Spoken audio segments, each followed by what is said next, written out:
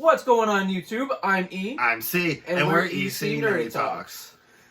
So today we are going to be discussing Bad Batch Episode 1. We're going to give our full review, our breakdown. We're kind of giving off a little bit of a synopsis. So, for those of you who have not watched Bad Batch Episode 1, please, for the sake of not wanting to spoil such a beautiful thing that was given to us by Dave Filoni, please click off the video, go watch Bad Batch Episode 1, and then come back and nerd out with us, because we love to be nerdy, and we're going to be talking a lot about Bad Batch. We're probably going to mess up a lot since this is our first YouTube video, so don't roast us too much in the comments. Listen. We can take some heat. Don't get us wrong. We can take some heat. So, just.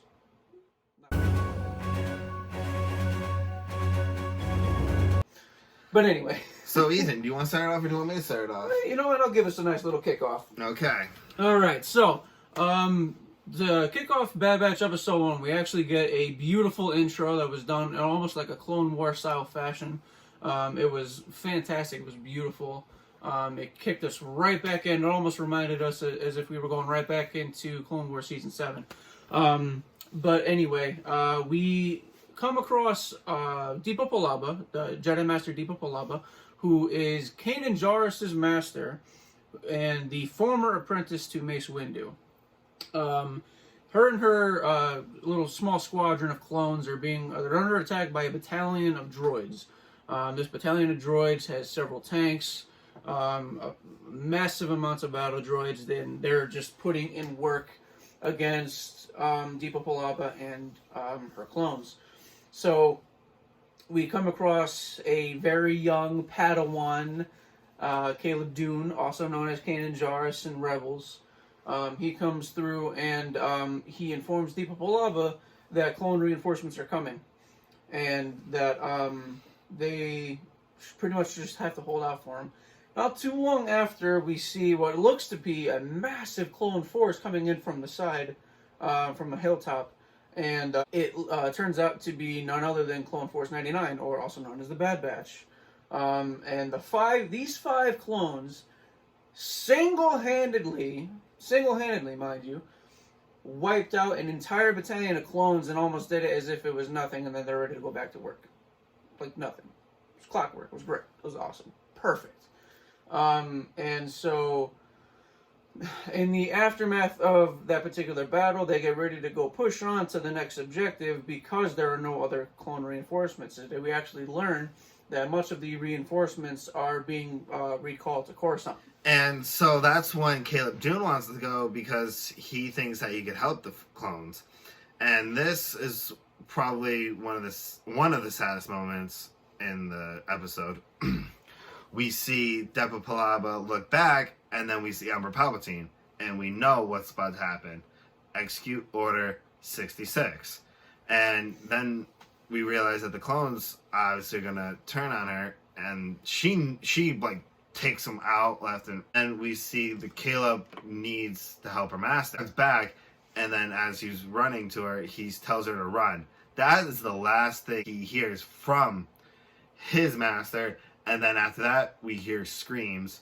And then when he runs to Clone Force 99, he's like, whoa, clones just killed my master, and you want to come? No. And he just bolts. He doesn't trust Clone Force 99 because he thinks that they're going to turn on him.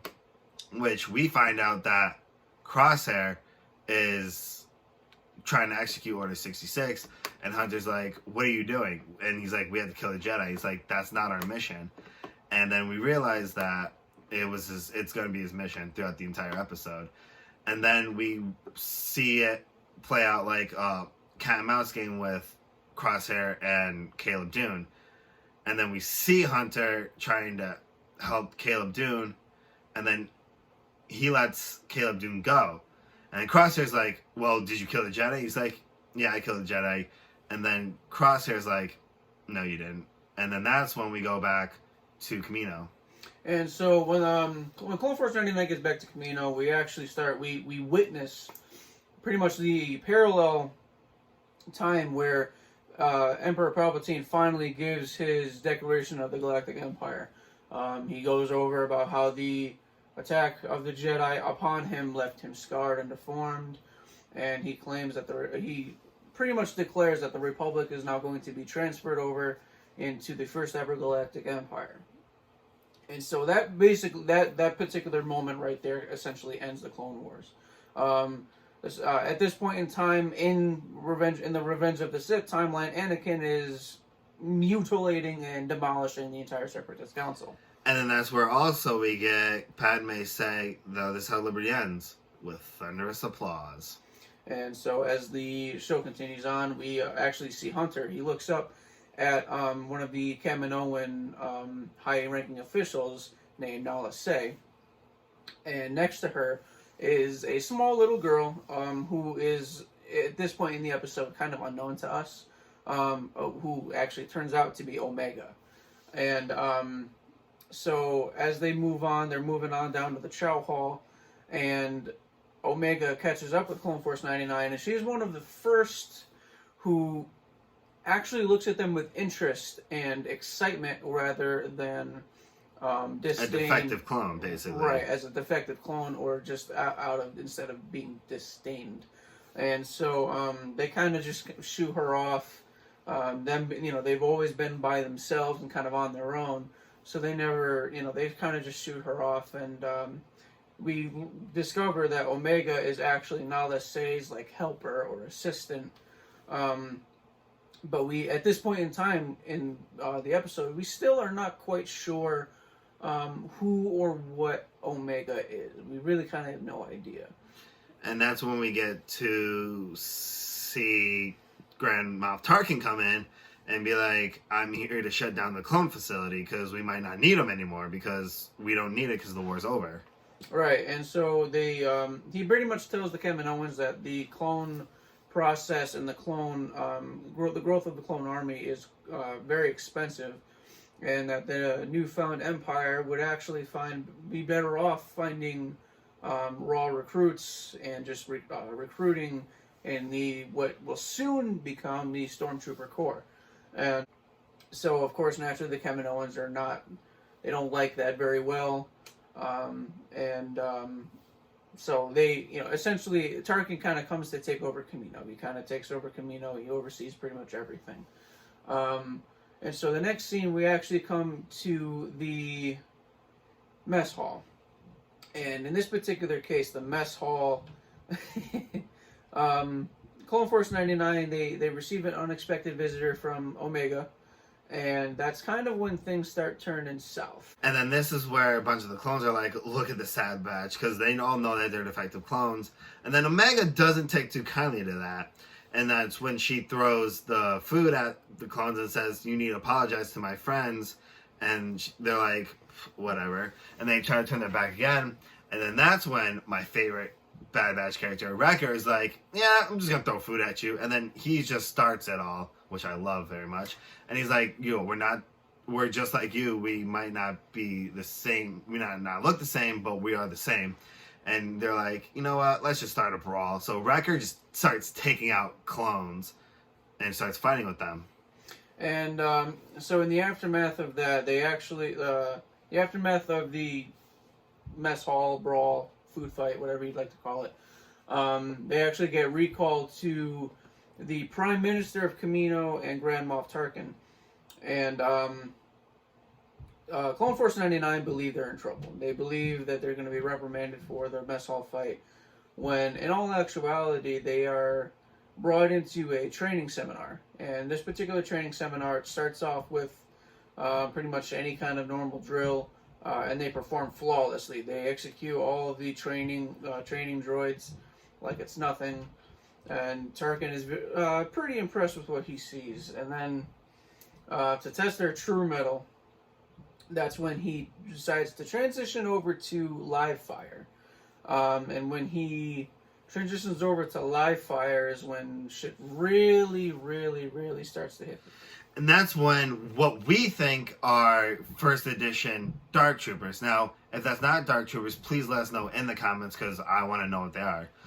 And so when we get the Dark Trooper, we're going to call them Dark Troopers because that's what we think they are.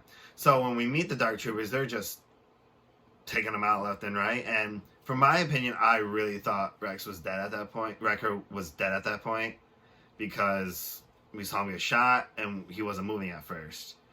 And so that's when all the clones started to be like, "Yo, we gotta take these Dark Troopers out." And so, in a brilliant move, they actually Echo and oh my God, why can't I think of the name right now? Tex. Tech, thank you. So Echo and Tech, they actually are able to hack into a one of the Dark Troopers, and they use the Dark Troopers against each other. And then they start throwing out knives. They start, chopping them up, and kind of doing whatever they can. And it's a very gritty and brutal fight. And in what I believe, what I personally believe, I don't know, he might agree too. In one of the coolest scenes of the entire episode, one of the Bad Batch members actually throws a knife. And Crosshair aims at the knife and shoots it, and then it hits one of the Dark Troopers perfectly right in the head and just ends it, kills it right there. It was great. Honestly, I loved it. I was like, oh, it was perfect. I thought it was great. Anyway, moving on. So, Tarkin overseeing all of this, he's incredibly impressed, and he asks about the condition of Clone Force 99, and of course he is told that they are genetically modified clones, and that their genetic chip that's in their brains has either weakened or gone. So it gives them a very high level of independent thinking. And then this is where we find out that there are 5 enhanced clones, but what we realize is that Echo is not a enhanced clone. He was just a regular clone. So the 5th clone that they're talking about is Omega. And so as they Tarkin essentially kind of goes into a phase of a plan of his own. He sends the Bad Batch on a mission to eliminate insurgents, and naturally the Bad Batch believe these insurgents to be a ragtag bundle of droids. They really don't fully believe that the Clone War is over. They believe there's still some mopping up they have to do. So that's what they believe, the kind of mission that they're sent on. And then this is where Omega's like, you can't, if you go, please don't come back because there's something that's happening here that you cannot come back to, because if you do, they're going to take you out. And so once they arrive at, they kind of just brush Omega off and they leave. Once they arrive at the planet that they're sent to, they discover the insurgents, and it turns out that they're actually not droids at all. It's a ragtag bundle of resistance groups led by none other than our great friend Saw Gerrera. Now at this point, Crosshair is like, "Yo, we gotta kill these people because our orders are to kill them." And he's like, "Good soldiers follow orders." And at this point in the show, we know that Crosshair's gone full inhibitor chip. Like, he's gone Order 66 on everyone because he cannot stop. And then when they realize that Saw Gerrera, they're like, wait, we can't kill humans. We can't kill these kids. And Crosshair's like, we can kill them because we were ordered to. And so that kind of leads into a little heated debate between Hunter and Crosshair. They get into a pretty heated argument until Hunter notices and shoots a probe droid. And so the probe droid pretty much all but confirms that the now Empire was keeping tabs on them and watching them. And so they pretty much come up with the idea and are correct to assume that this was all a ploy by Tarkin. Tarkin sent them on this mission, whether or not they were loyal. And so, of course, naturally, Clone Force 99, they understand that they understand the situation now, and so they plan to head back to Kamino to get Omega because they view Omega as one of their own. And this is where things just go dark, because once they get there, they're like, everything looks shut down. It's like, where did everyone go? And then this is where they get arrested by Tarkin and was like, you have disobeyed a direct order, and for that is treason. And so they are captured and they are brought into a Kaminoan prison. And well, I call it they call it a prison, but anyway, they're brought into this prison and Crosshair is taken. Now, the Kaminoans they conduct a test on the inhibitor chip inside of Crosshair, and so it shows that Crosshair's inhibitor chip is active, more active in him than in the rest of the Bad Batch members. However, he still remains, he still has some form of independent thinking. So now Tarkin, of course, asks them to increase the strength of the inhibitor chip, making him fully obedient to Tarkin and to the Empire. And at this point, they're like, we gotta get out of here. We gotta find Crosshair. So Tech is finding a break-in in the wall, and he's like, Wrecker, punch here. And Wrecker just goes, bop, bop, bop. And they open the thing, and they realize that they can't fit it. So that is where Omega comes in. And so they send Omega through this little hole. She comes up into the ceiling, and all the while she's doing that, the Bad Batch is pretty much causing distractions for the rest of the clones who are in the jail cell, in the jail sector, keeping them hostage. And so, of course, naturally, the distractions get the attentions of the clones, and Omega decides to just kind of drop in for a visit. She drops in from the ceiling and takes out some of the clones. Of course, she runs over and releases the Bad Batch, and then we get another one of the coolest scenes in the entire episode. And that's where Wrecker just punches him. And I want to point out for a fact, I don't know if it was just me that saw it, but I'm pretty sure Hunter punched the clone so hard that blood came out. But right. I'm not technically sure. Hold on. We're talking about Wrecker, not Hunter. Oh, did I say Hunter? I meant Wrecker. My bad. I get confused with clones. But it's okay. So pretty much Wrecker, just Floyd Mayweather, Muhammad Ali. Superman punch the ever-living shit out of a clone. And whether there's blood, it's up for debate. Drop in the comments what y'all think. Go back over, watch it. We're gonna go back over and watch it soon.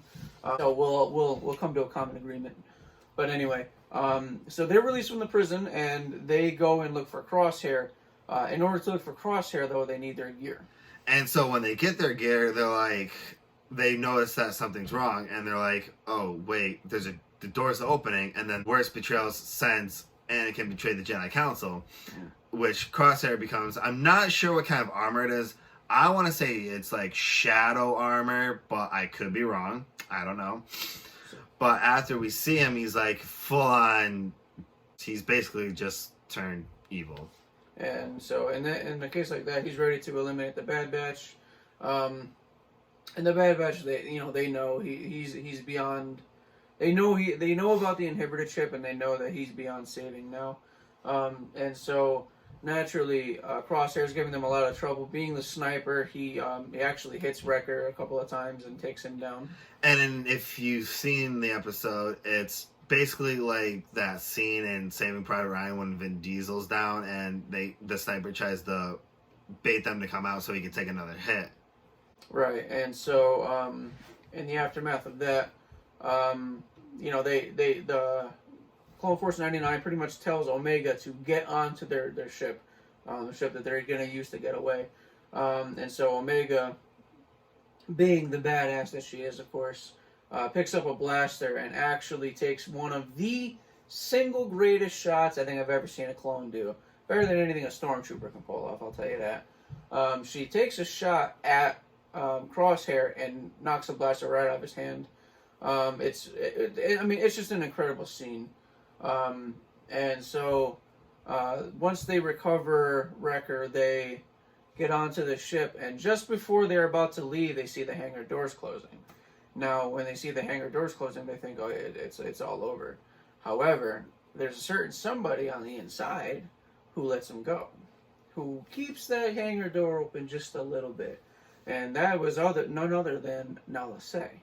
And Nala Se, the reason she basically let the clones go is because I feel like she has like almost like a mother-daughter type relationship with Omega, and so that's why she let them go.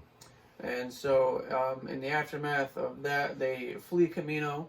And so now, for the first time ever in her life, Omega sees space. And so we get into a very beautiful, honestly, one of the most beautiful Hyperspace, hyper jumps. hyper jumps, yeah, and pretty much like the entire series. Before they jump into hyperspace, I don't want to get too ahead of ourselves here. They discuss pretty much kind of where they're going to go. The Bad Batch understand that they don't have a lot of allies. However, there is a one particular clone in sector J19, which many believe that is cut from the Clone Wars, where he was living on a farm with his family. And so they chart a course for J19. We get the beautiful, beautiful hyperspace scene. They jump into hyperspace, and that's it. That's the end of the episode. Honestly, that's our review for Bad Batch. I hope we did at least decent. I know we missed some important parts probably. Like, honestly, this is our first video, so please don't roast us too harshly in the comments. But, honestly, it was just kind of more, we kind of did more of a breakdown. Honestly, a lot of people believe that the episode was very good. I personally believe it was amazing. And I'm sure, I don't know, what did you think? I liked it because it was different, because we finally get to follow clones in their own series, which that we got enhanced clone troopers in this one. Honestly, we're very excited for episode 2. Episode 2 comes out Friday morning at 3 a.m. for us. We're in Standard Eastern Time here. We are looking very forward to the new episode. And so honestly, we kind of went with more of a breakdown style. Of course, naturally, as we start doing more and more videos, we'll start to fine tune ourselves and kind of get into a better groove. But we just kind of wanted to give our first impressions of our brand new Star Wars shows that we have now. And so we're pretty excited for what the rest of the season has to hold. Yes, and one of my predictions is that I think Fennec is going to take over for the team's marksman for Crosshair. And I mean, honestly, I think that's a common prediction that him and I share. One thing I believe, though, pretty heavily is that Crosshair is going to be one of the big bads of this particular pretty much the whole season. I think we're going to see a lot of bounty hunters. I think bounty hunters are going to make a very, very big role in Bad Batch. I think it's going to be one of the first times that we really start to see bounty hunters do their work. Because I think bounty hunters in Star Wars are so underrated, and I think they're amazing. But anyway, that's just my little personal gripe. And I want to point out one thing. A lot of people have been saying, I've seen ever since the Bad Batch episode came out, that Omega is Force sensitive. But in my thing with her is I believe that she has a psychological connection to all of them, because she followed literally the same things as Hunter did, and with Wrecker, she basically had like that the instinct, right? Instinct to grab the stuffed animal, and because of Wrecker freaking out and like not being okay, she grabbed it, and she knew that he would be emotional without it. So I personally believe, on my end, that Omega was a genetic alteration of the original 4 Bad Batch members. So Hunter, Tech, Wrecker, and help me out. Crosshair, thank you. I always forget that name. Oh, I gotta remember that name. He's a big bad, so like, do we really need to remember? Do we need to remember his name? Anyway. But anyway, so I personally think that Omega is kind of like a genetic modification of all 4 of them. and that's why I think she kind of knows them so well already without even really like meeting them. But naturally, we'll kind of have to see how the rest of the season plays out. We could both be right. We could both be wrong. Who knows? Let's hope one of us is right. Let's hope. That would be awesome. Yeah, I hope I'm right because he'll shove it in my face. No. I hope I'm right so I could laugh at him and be like, haha, I'm right, you're wrong. What's up? You see how he proves my point? No. We have this argument all the time. I'm right and he's wrong. Let's just point at that. We'll see how this plays out. Anyway, all right. So let's get into some predictions for episode 2. We kind of already started a little bit. Why don't we get into the full-on prediction of episode 2? What do you think? What kind of action scenes do you think we'll see? Do you think it's going to be a filler? Do you think it's going to be like Mandalorian, where it's going to be more of a filler-like? There's going to be filler-like episodes. How do you think? How do you guys think episode 2 will play out? How do you think the rest of the season will play out? Start commenting. Comment, because we like comments. We like talking. Biggest purpose of this video is really to just kind of get us out there. We really want to start reaching out to the community a lot more. We love hearing from you guys, and we, even on all of our other socials as well. EC_Nerdy Talks on Instagram and on Twitter. We love hearing from you guys. We love comments. We love suggestions. We love constructive criticism, and we love kind of just nerding out with you all. We are just two nerds. I really can't say anything else about us. We're just two nerds, kind of just nerding out. We love all things Star Wars, all things Marvel. We love all things nerdy. And also, let us comment down below how you think we did in our first video, and comment down below what you think we could change to, like how can we get better, who can we talk to, just a little bit of that. Yeah, because we're always open for constructive criticism. We always look to improve, and we always look for ways to just kind of really just better ourselves. We do this simply because we want to. We do this for fun, but we also do this to improve ourselves. We're always growing as individuals, and we are always looking for new skills and new ways to adapt to just become better.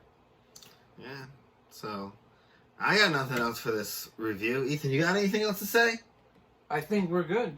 Okay, well, we got to say our quote. Ethan, take us out. Alrighty. My friends, stay true to yourself, be just, and as always, you will follow the path of nerds.